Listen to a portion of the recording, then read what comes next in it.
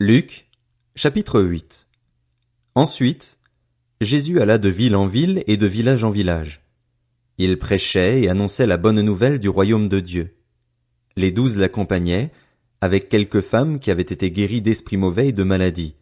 Marie, dite de Magdala, dont étaient sortis 7 démons, Jeanne, femme de Chuza, l'intendant d'Hérode, Suzanne et beaucoup d'autres, qui le servaient en l'assistant de leurs biens. Une grande foule se rassembla et des gens vinrent vers lui de diverses villes. Alors il dit cette parabole. Un semeur sortit pour semer sa semence. Comme il semait, une partie de la semence tomba le long du chemin. Elle fut piétinée et les oiseaux du ciel la mangèrent. Une autre partie tomba sur un sol pierreux. Quand elle eut poussé, elle sécha, parce qu'elle manquait d'humidité. Une autre partie tomba au milieu des ronces. Les ronces poussèrent avec elle et l'étouffèrent. Une autre partie tomba dans la bonne terre. Quand elle eut poussé, elle produisit du fruit au centuple.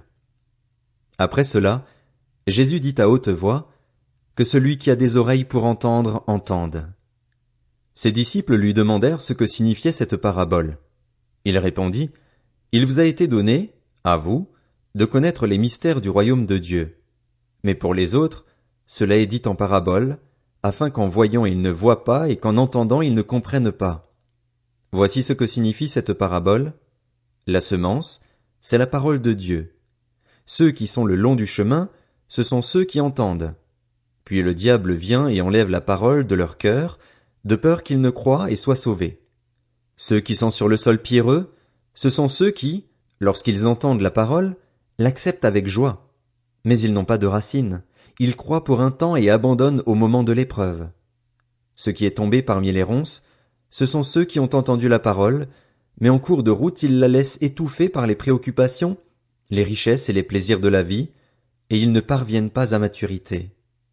Ce qui est tombé dans la bonne terre, ce sont ceux qui ont entendu la parole avec un cœur honnête et bon, la retiennent et portent du fruit avec persévérance.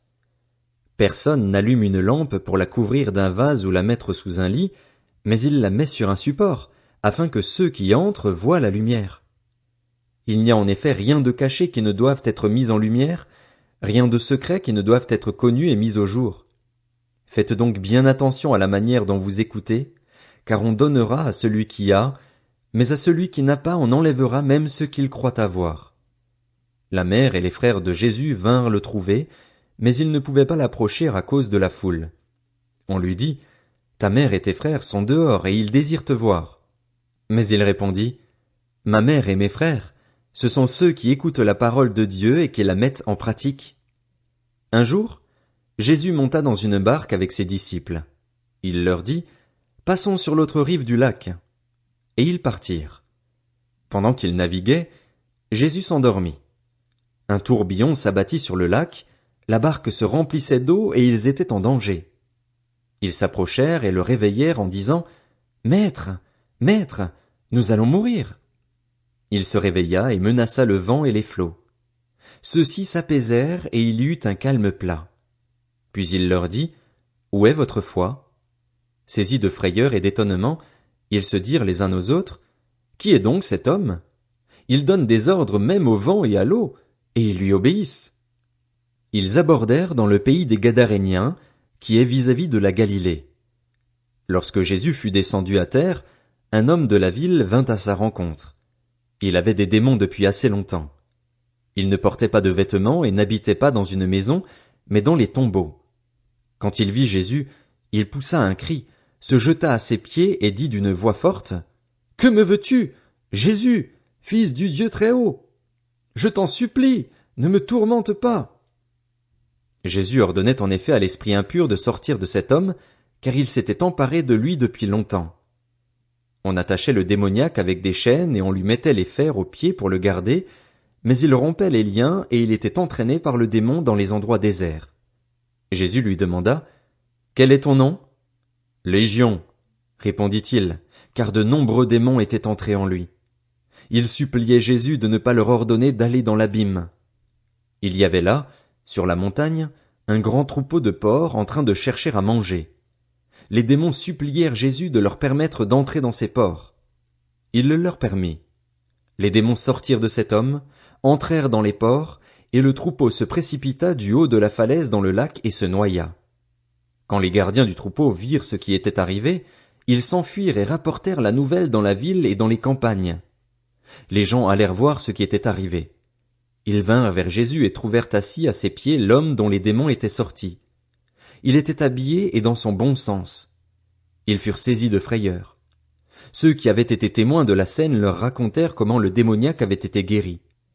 Alors tous les habitants du pays des Gadaréniens demandèrent à Jésus de s'en aller de chez eux, car ils étaient saisis d'une grande crainte.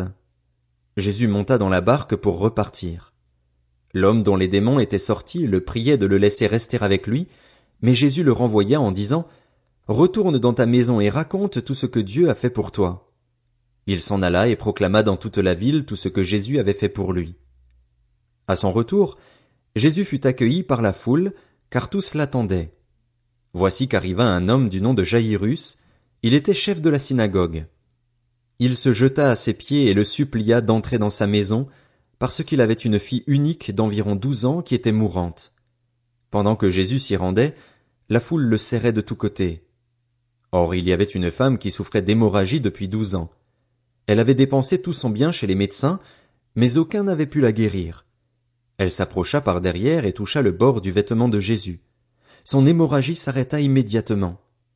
Jésus dit « Qui m'a touché ?» Comme tous s'en défendaient, Pierre et ceux qui étaient avec lui dirent « Maître, la foule t'entoure et te presse, et tu dis « Qui m'a touché ?» Mais Jésus répondit « Quelqu'un m'a touché, car j'ai senti qu'une force était sortie de moi. » Voyant qu'elle n'était pas passée inaperçue, la femme vint toute tremblante se jeter à ses pieds. Elle déclara devant tout le peuple pourquoi elle l'avait touchée et comment elle avait été immédiatement guérie. Alors il lui dit « Ma fille, prends courage, ta foi t'a sauvée. Pars dans la paix. » Jésus parlait encore quand quelqu'un arriva de chez le chef de la synagogue et lui dit « Ta fille est morte, ne dérange plus le maître. » Mais Jésus, qui avait entendu, dit au chef de la synagogue « N'aie pas peur, crois seulement, et elle sera sauvée. » Lorsqu'il fut arrivé à la maison, il ne laissa personne entrer avec lui, sauf Pierre, Jean et Jacques, ainsi que le père et la mère de l'enfant. Tous pleuraient et se lamentaient sur elle. Alors Jésus dit « Ne pleurez pas, car elle n'est pas morte, mais elle dort. » Ils se moquaient de lui, sachant qu'elle était morte. Mais il les fit tous sortir, prit la jeune fille par la main et dit d'une voix forte « Mon enfant, lève-toi !» Son esprit revint en elle, et elle se leva immédiatement. Jésus ordonna de lui donner à manger. Les parents de la jeune fille furent remplis d'étonnement. Il leur recommanda de ne dire à personne ce qui était arrivé.